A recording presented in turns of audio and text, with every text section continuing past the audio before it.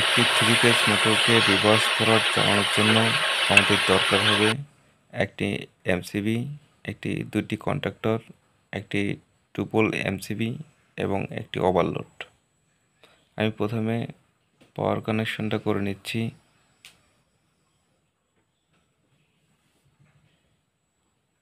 ফরওয়ার্ডে connection হয়ে গেল। এখন আমি রিভার্সের কন্ট্যাক্টর কানেকশন করে নিলাম।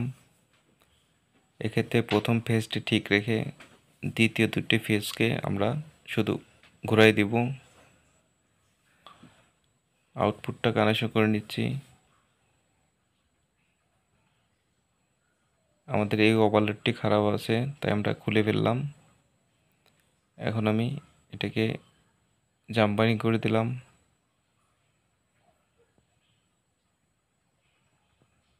আমি এই ওভারলোডটি ব্যবহার করব।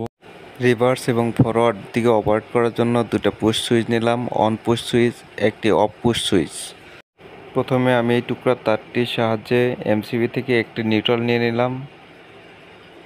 এই নিউট্রাল দুটিকে দুটি কন্ট্যাক্টরের A2 পয়েন্টে কানেকশন করে দেব এবং সাথে সাথে ওভারলোডের নিউট্রাল পয়েন্ট দিয়ে দেব। এখন আমি এই লাল তারটির সাহায্যে এমসি থেকে 220 ভোল্ট লাইন এনে অফ সুইচের এনসিতে কানেকশন করে দেব।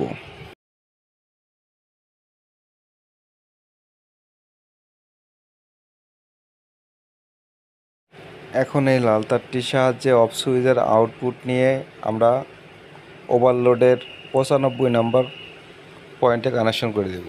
এই 95 এবং 96 এটা হচ্ছে আমাদের এনসি কন্ট্যাক্ট। ওভারলোডের এনসি কন্ট্যাক্ট হয়ে যে তারটি বের হবে, এই তারটিকে আমরা দুটি অন সুইচের ইনপুটে কানেকশন করে নেব।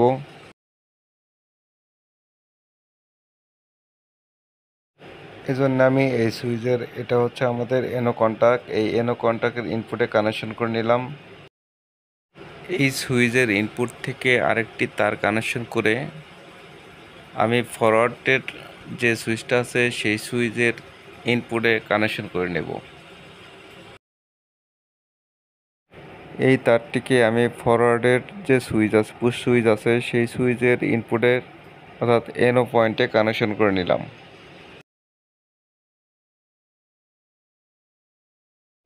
এই তারটিকে ফরওয়ার্ড পুশ সুইচের এনও পয়েন্টে কানেকশন করে নিলাম। এখন আমি এই তারটিকে কেটে ছোট করে নিচ্ছি।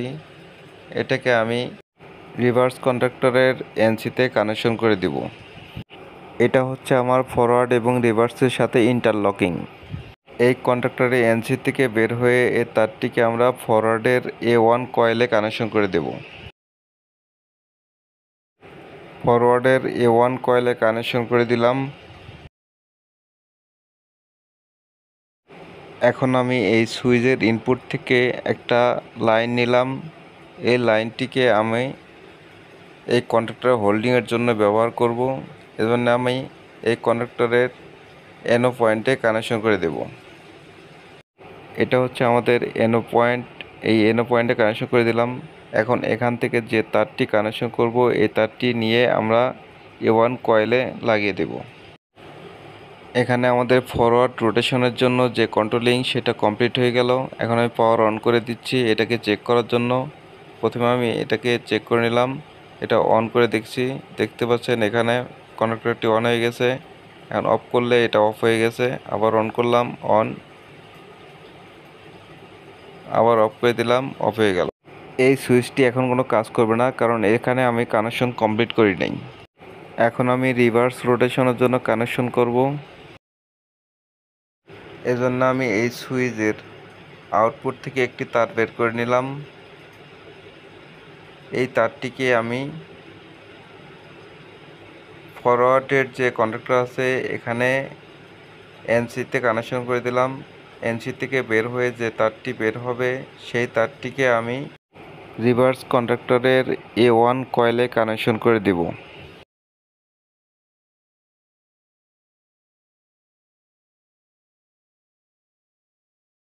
এখন আমার বাকি থাকলো এই হোল্ডিং পয়েন্ট। এই জন্য আমি এই সুইচের ইনপুট থেকে আরেকটি তার কানেকশন করে নিলাম।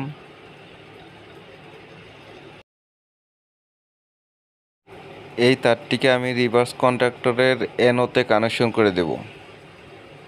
এটা হচ্ছে আমাদের এনো পয়েন্ট, এখানে আমি কানেকশন করে দিলাম। এখন এখান থেকে যে তারটি বের হবে সেই তারটিকে রিভার্স কন্ডাক্টরের A1 কয়েলে কানেকশন করে দিলাম। আমাদের সমস্ত কানেকশন কমপ্লিট হয়ে গেছে।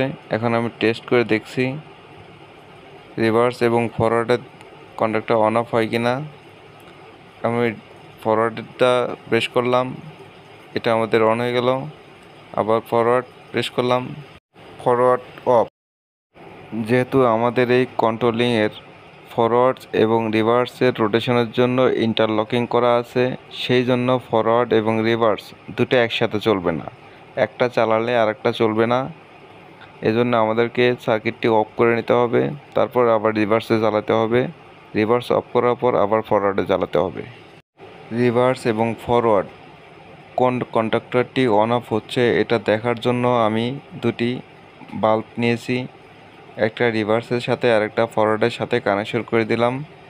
এখন আমি অন করে দিচ্ছি, দেখতে পাচ্ছেন ফরওয়ার্ডের অন হয়ে গেল। এখন আমি রিভার্স অন করলাম, দেখতে পাচ্ছেন রিভার্স অন হয়ে গেল। এটাকে আমার স্টপ করে দিলাম। এখন আবার ফরওয়ার্ড চালালাম, ফরওয়ার্ড ওয়ান। এখন আবার অফ, আবার রিভার্স চালালাম, অন। এভাবে খুব সহজে আপনারা একটি 3 ফেজ মোটরকে ফরওয়ার্ড এবং রিভার্স মোডে চালাতে পারেন। ধন্যবাদ ভিডিওটি দেখার জন্য।